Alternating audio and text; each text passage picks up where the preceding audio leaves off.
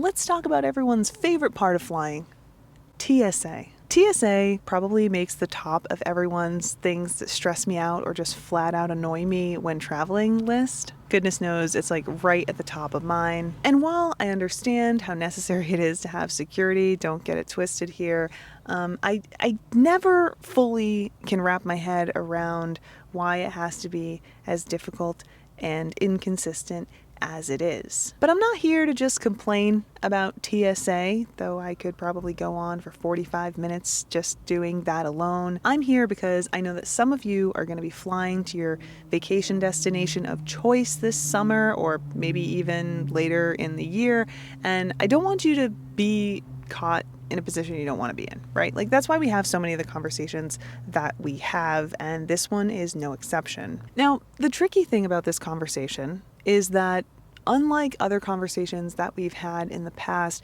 there's no like real set of solid instructions or rules that I can tell you to follow. You know, there's guidelines out there, but there's no tip or trick that's going to make this the smoothest process possible.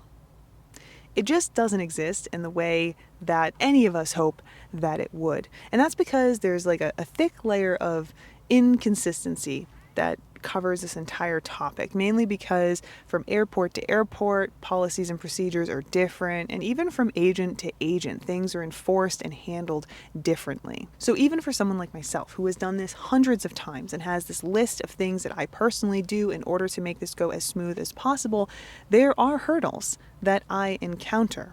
And there are hurdles that you're going to encounter too, even if you follow all of the policies to the letter. And you know, I even saw this during my recent trip to Boston. It's actually why we're having this conversation today, because we had prepared ourselves, we did our due diligence to check, make sure no policies or procedures had changed since our last flight.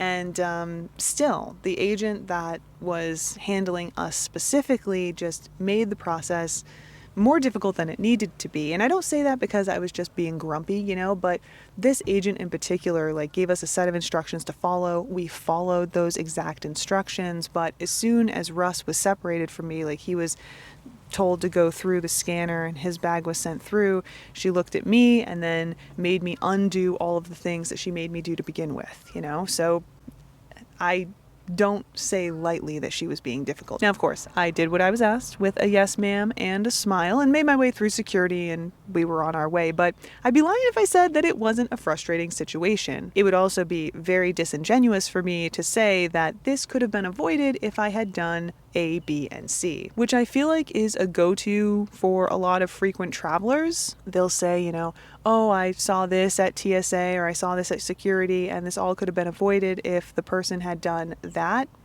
That's not necessarily the case. And I don't really like that approach to advice for people who are traveling, because I think that it puts a little bit more stress on people like yourself who might go through that process and it's still not good enough, because the facts of the matter is it might not be. Still, there are some things that we can talk about today that I think can at least limit the amount of frustration and stress that you'll experience when you go through TSA. Now, I want to be clear, I'm not saying it's going to eliminate both of those things.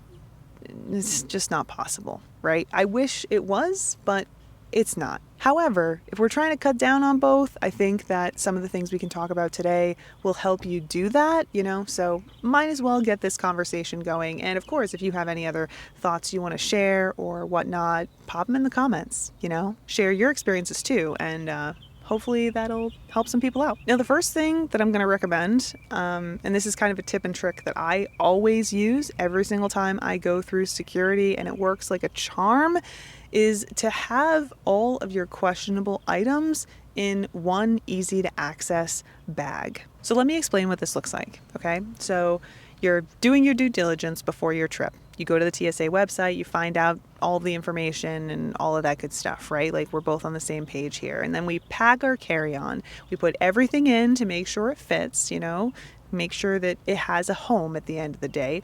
But rather than leaving that carry-on fully packed, what I like to do is I pull out all of those questionable items, things that TSA might want to take a closer look at. So my bag of liquids, my electronics, any food that I might have that I'm just not entirely sure about, because that is kind of a thing for TSA as well, especially if you have like gummy food or gel food, like gumdrops.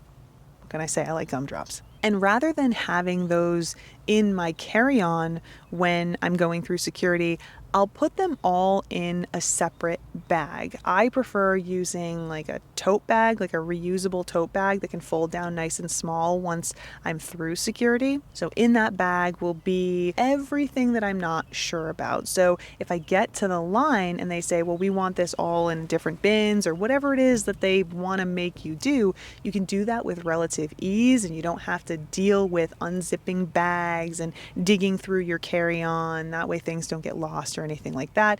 We have our tote. We can reach into that tote, slap that laptop on to the conveyor belt in a bin, and move on our way. Also, putting everything that's questionable in that tote bag makes it more likely, at least in my experience, for that bag to be the focus of security. So rather than having to rummage through your clothes in your backpack, if you're going to be traveling with a bunch of clothes in your backpack, which you should, by the way. Not a ton of clothes, but at least clothes that you can change into if your checked bags get lost. That's a whole different discussion for another day. But they're more likely to focus on that tote, and then that can be pulled aside, whatever.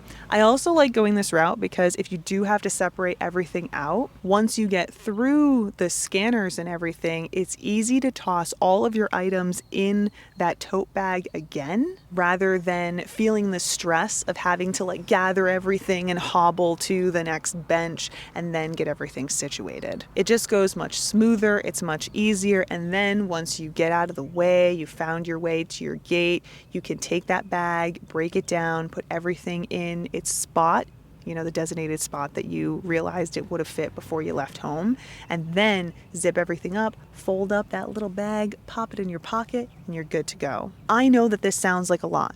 I know, because it's a lot of words to try and explain it, but when I tell you that this reduces so much stress, it really does. And it saves a ton of time.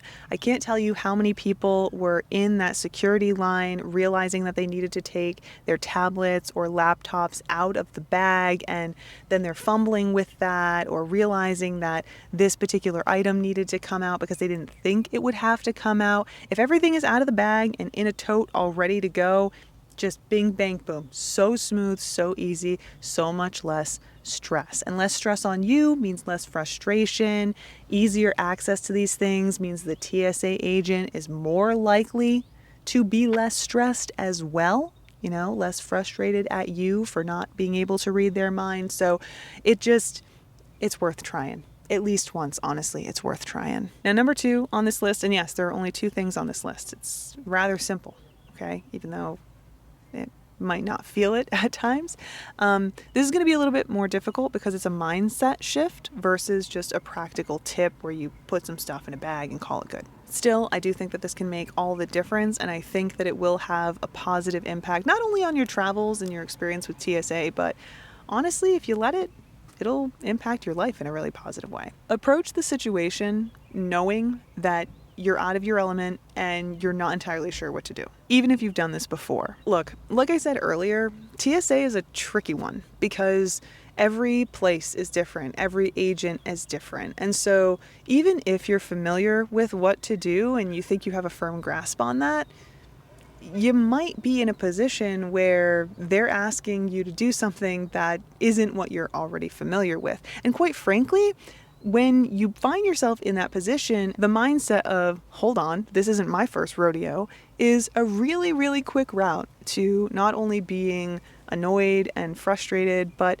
annoying and frustrating the people around you, which ultimately isn't going to do you any favors at the end of the day. The more annoyed you are, the more annoyed they are, and the more annoyed they are, the more annoyed you are, and before you know it, everyone's pissed. So rather than putting yourself in that situation, my suggestion is to walk into the situation assuming that you have no idea what you're doing and keeping those ears open for instructions so that you can follow those instructions to the letter. And sometimes people, just like the TSA agent that I encountered here in Orlando on our way to Boston, sometimes they're gonna just play with you for whatever reason. And it's not right, and it shouldn't be the way that it is, but it is what it is in that moment, and it's your decision. Are you going to try and pound your chest here, or are you going to go, you know what, here in about 5 minutes, I'm going to complain about this, and then I'm going to take a deep breath and move on. So like I said,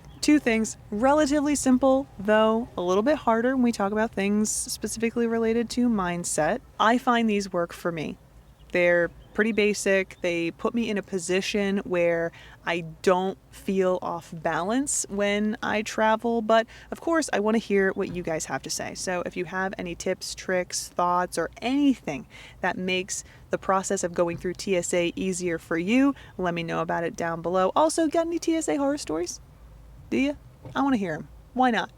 So share those in a comment down below as well. But for now, I think I'm off. Thanks so much for hanging out with me. I hope that you got a little something out of this. If you do try either of these things, I'd love to know how they work out for you. So tell us, don't forget to stop on by and let us know. But for now, I think I'm off. Have a great day wherever it is you are, and safe travels, safe, stress-free travels this summer. Bye, guys.